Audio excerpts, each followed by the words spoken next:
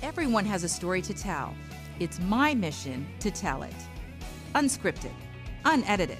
We are on the record. Hi everyone, I'm Sarina and welcome to this episode of On the Record. And what a treat today. Oh my goodness, we get to taste wine. I'm not kidding. Joining us, Jen Bingham. Am I pronouncing that correctly? Yes. And Julian Mayor, thank you so much for being here with Cru Cellars. So Jen, let's get right into it. And we of course have some wine on the table. Tell us about you and about Cru Cellars. Yeah, my husband Tori and I started Cru in 2010, so we just celebrated 12 years. Congratulations. Thank you. That location's on MacDill, and we had just moved here from Chicago and didn't really see like kind of the types of wines or wine shop that we were used to in Chicago, so we decided to start our own.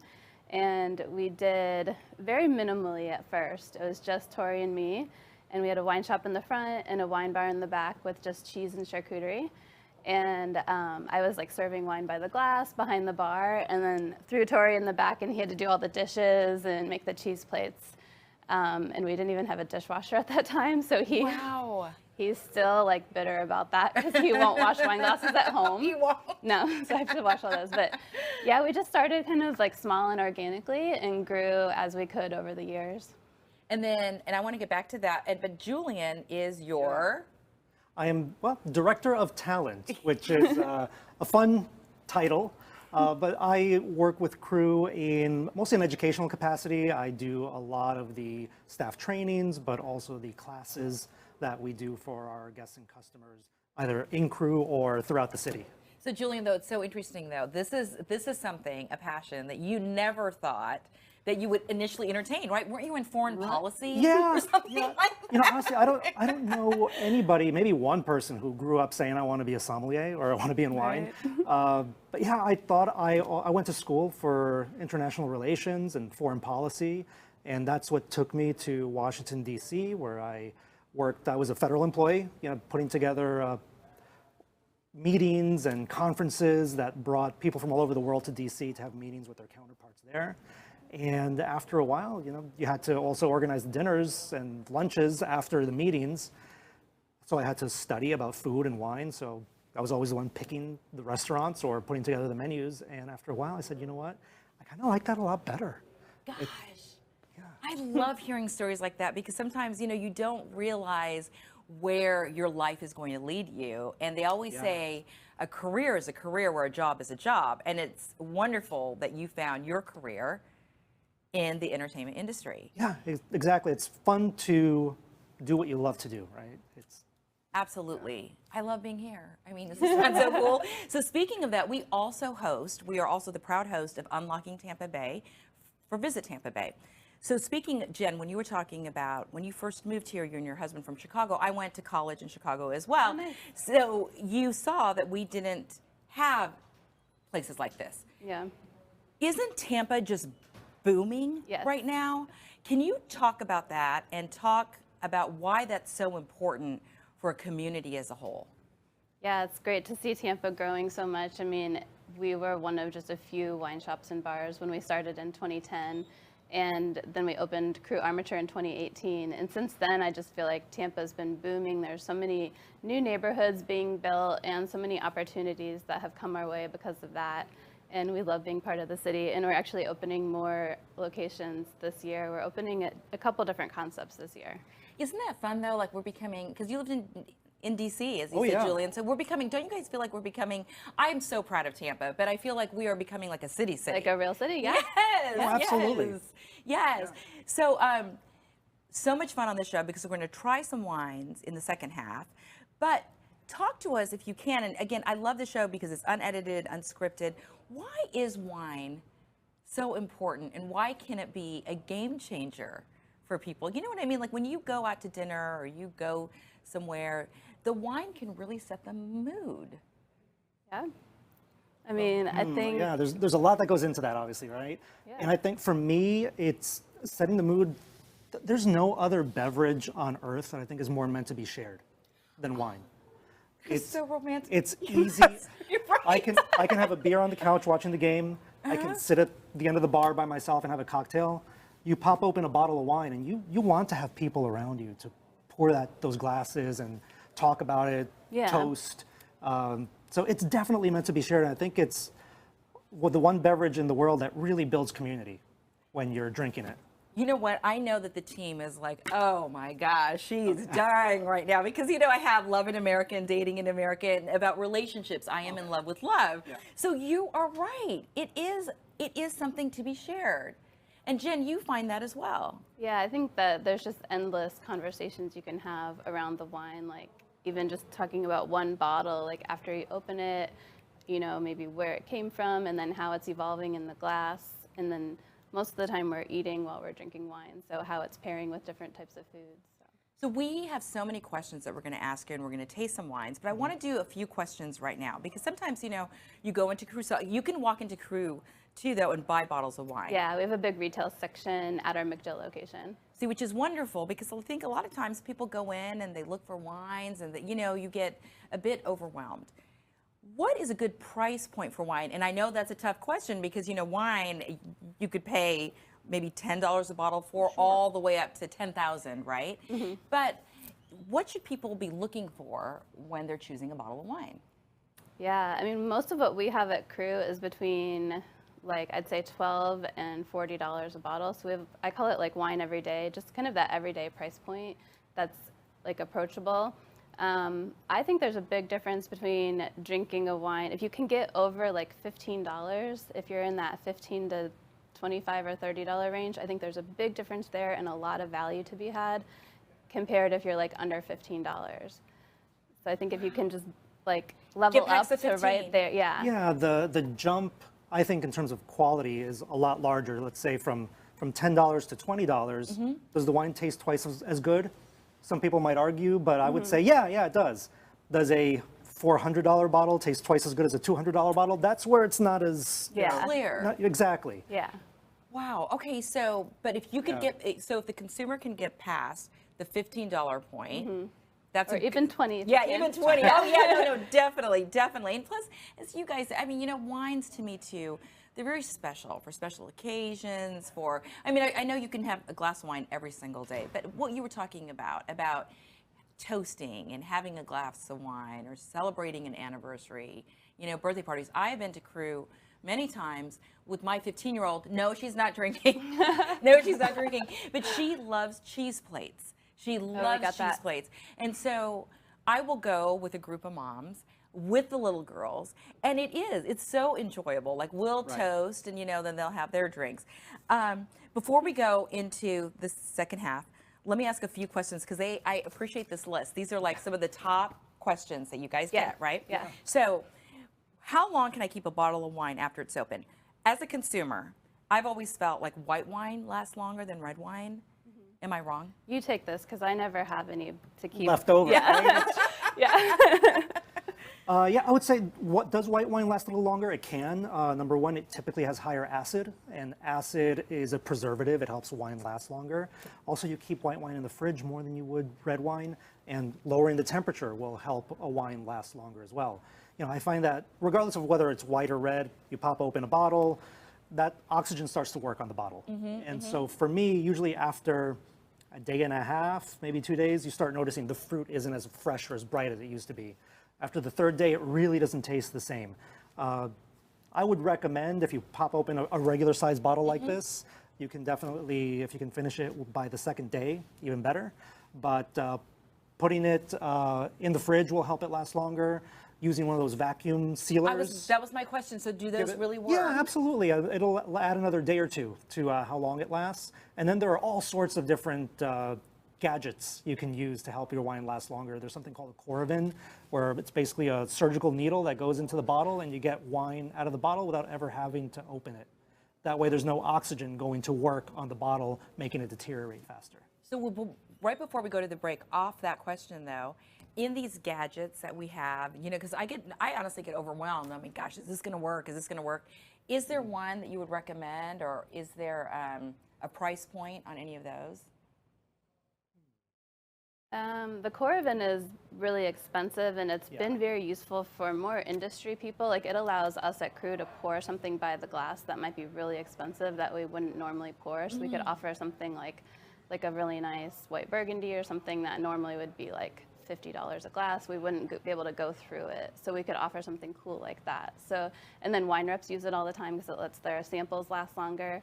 I think the Corvin's better for someone if they have like a wine cellar at home, because you can kind of check on how your wines are aging. And then I think just a simple decanter is a great tool. Yeah, decanter is great for making your wine open up and taste better sooner. And you don't even need to buy a fancy decanter. Honestly, I've put some wine into a flower vase before, and it works the same way. It's just as beautiful. Oh gosh, guys, so many more questions, and I'm so excited we get to taste some wine. All right, stay with us, everybody. We'll be back in a moment. Why is Precision Garage Door a name you can trust? Because of the Precision Promise. Precision Garage Door, this is Sophia. How may I help you? Your call is answered day or night by a live person ready to help. That's our promise. Our technicians will arrive on time in one of our recognizable, fully stocked vehicles. That's our promise. And there's never an extra charge for nights or weekends to repair your garage door. Quality service quickly from a name you can trust. That's the Precision Promise.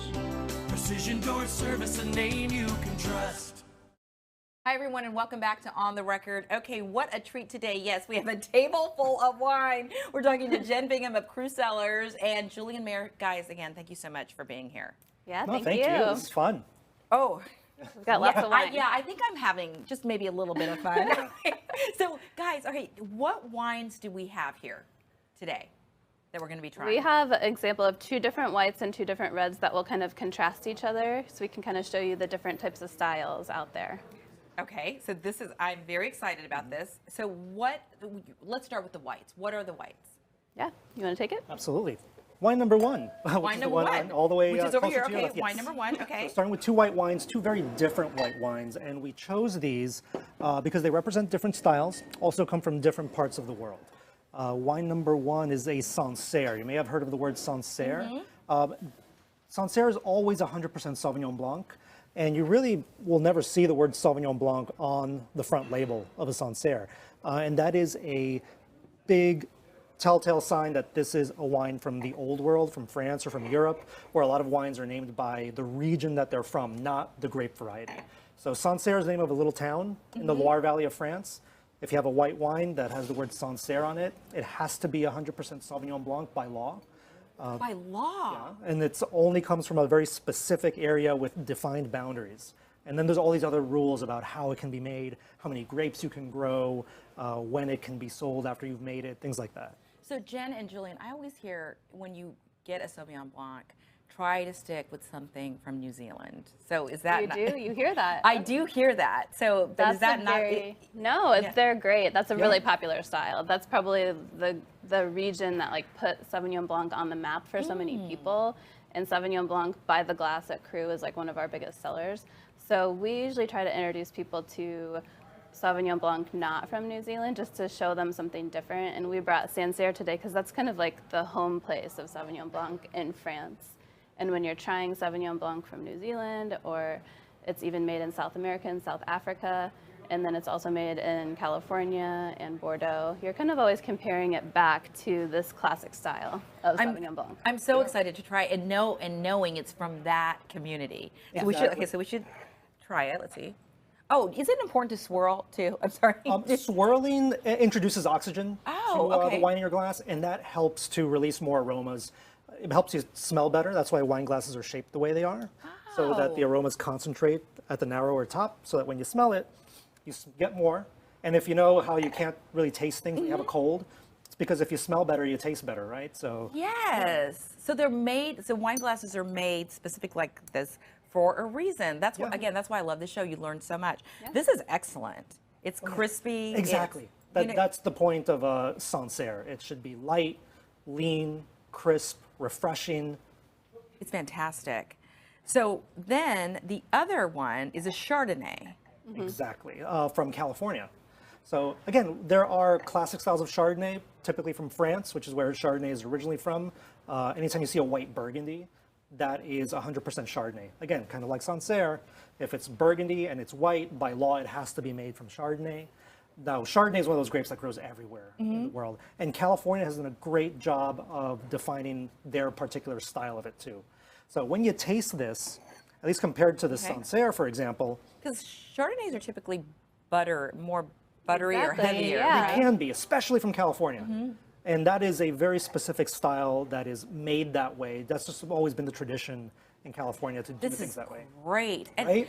yes, and and I have to say, typically for me, when I order a glass of white wine, it usually is a Sauvignon Blanc or maybe a Pinot Grigio.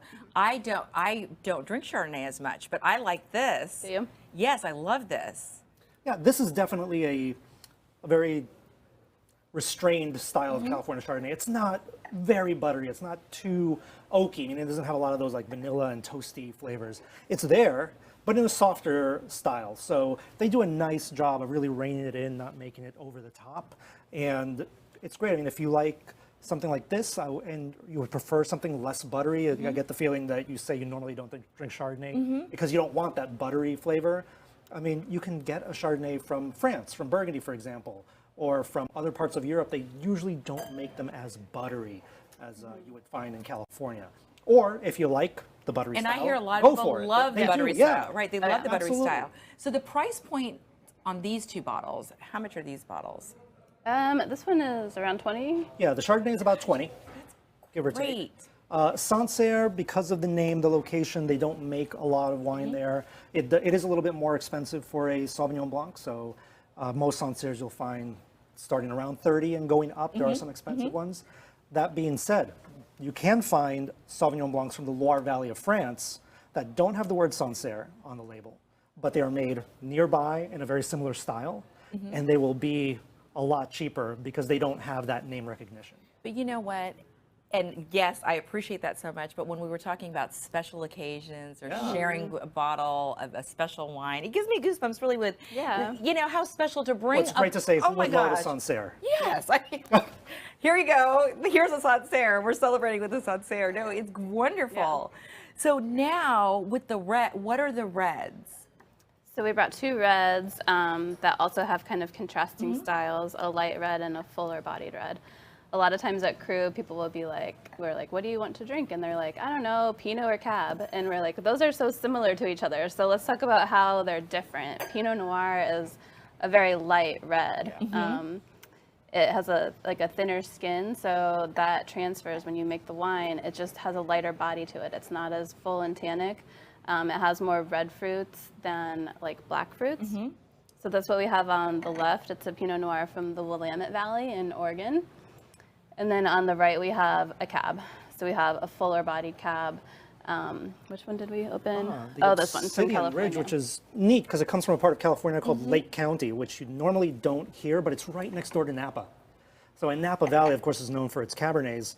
Again, you can get a Cabernet from Lake County that's very similar, usually at a nicer price than you would from the bigger name areas. I am definitely, like, on a personal note, I prefer Cabs. Like, Yeah. I like the heavier wine. But I love Pinot. Believe me, I'm not discriminating at all because I am more of a red wine drinker. This Cab has a beautiful nose. It has kind of like a toasty cedar quality to it. This Pinot Noir is fantastic, though. I love the Oregon Pinots. They kind of fall a little bit in between the style of a California Pinot Noir, which has more fruit, and then we just talked about white Burgundy. Red Burgundy is Pinot Noir as well. So those are a little bit more earthy. So we love Oregon because it kind of falls right in between those styles and offers a lot of value.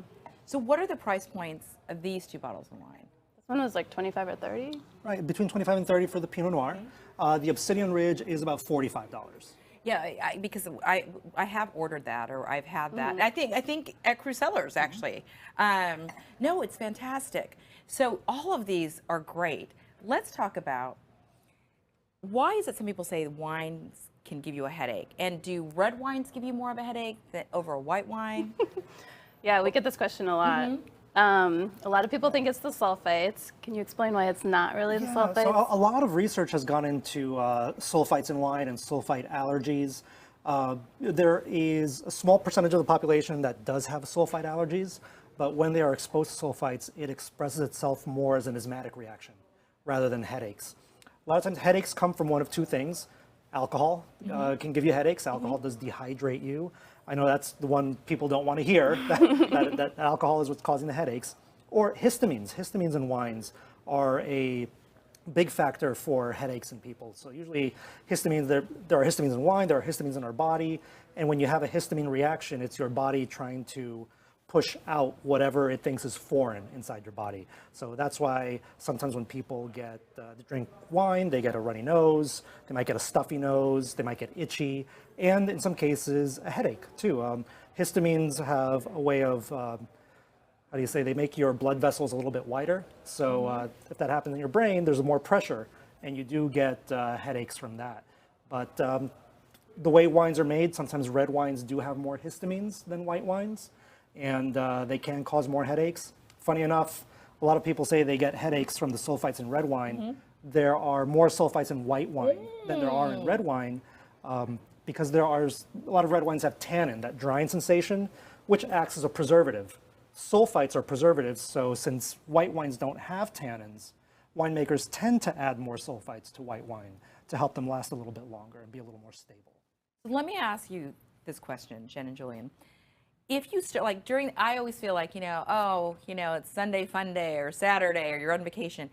If you start, I usually during the day will have white wine because I feel it's lighter. And then if you switch to red wine, is that a good idea? Do you just drink a lot of water in between? I mean, what is the best? I mean, is it not, or is it not a good idea? You can definitely make the switch. I think day drinking can be kind of a long haul sometimes. So just taking it slow and drinking a lot of water is important. I think that, it just kind of takes like practice in drinking, like getting used to the alcohol level, and it's good to drink white wine during the day because it is lower in alcohol. So you just have to know when you switch to red that it's going to be in general higher in alcohol.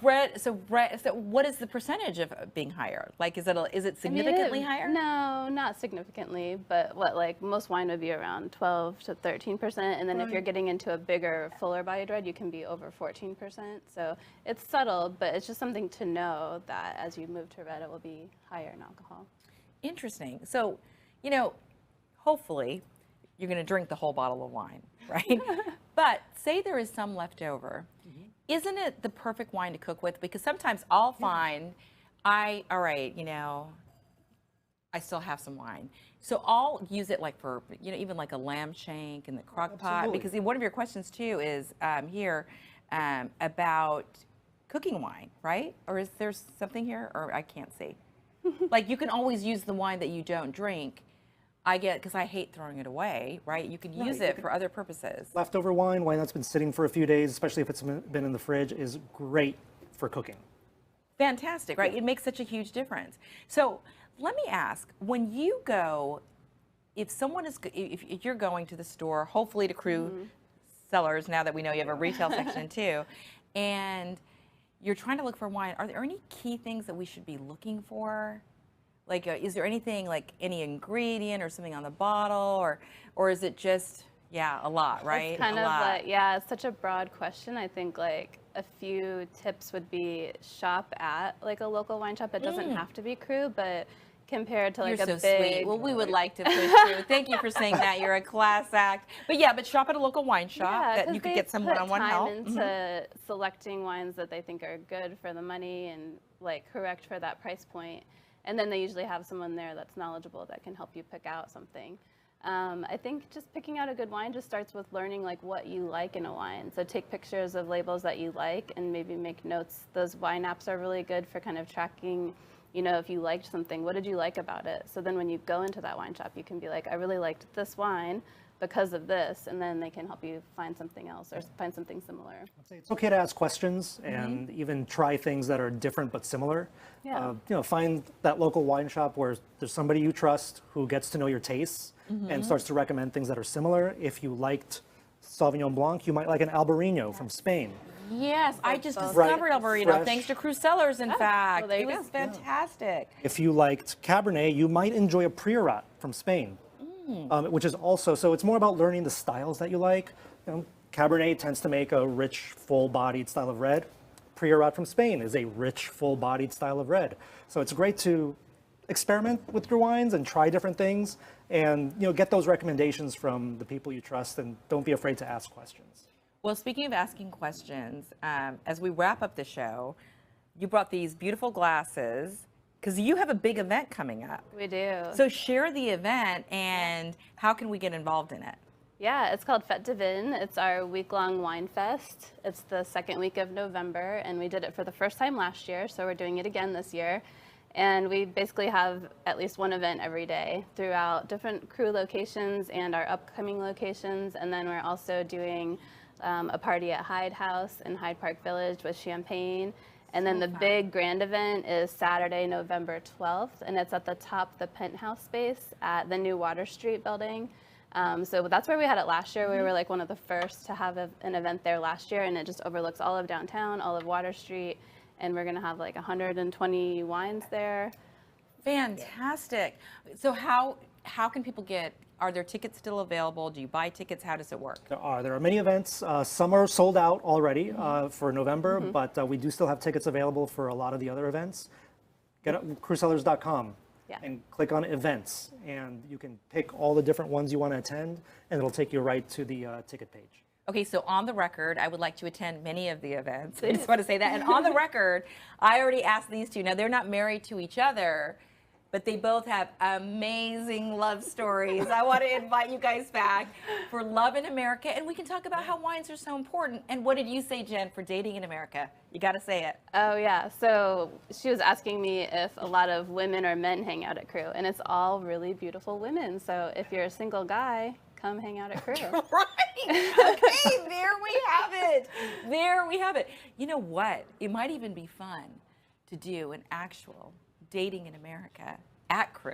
I bet we could find someone that met at Cru too, because I've heard people who met at Cru and like now they're married and stuff like that. So. Oh, now you're also talking my language. Oh my gosh, Julian Mayor, Jen Bingham, what a treat to have you on the show. Thank you so much. Thank you, Sarina. I have been asking you guys honestly for months, so yay, it happened. It happened. Thank you for having us. Yes, no, 100%, and we look forward to having you back. And speaking of that, to the audience, if you would like to be on the show, please email us. Personal love, business community, we'd love to hear from you. Just email production@redhousestreaming.com, and also email us if you want to be on the show. You can also share our show on multiple social media platforms. Okay, I've almost had a glass of wine. And we're also on Roku with some major announcements coming. We so appreciate having you. Can we toast, actually? Let's do it. Can we toast to Red House TV? Cheers Red House to TV. that. Thank you, Red House TV, because that is the home of the Sarina Fazan Network. Thanks again, guys. Cheers. And Thank thank you for you. watching, everybody. Cheers. Cheers.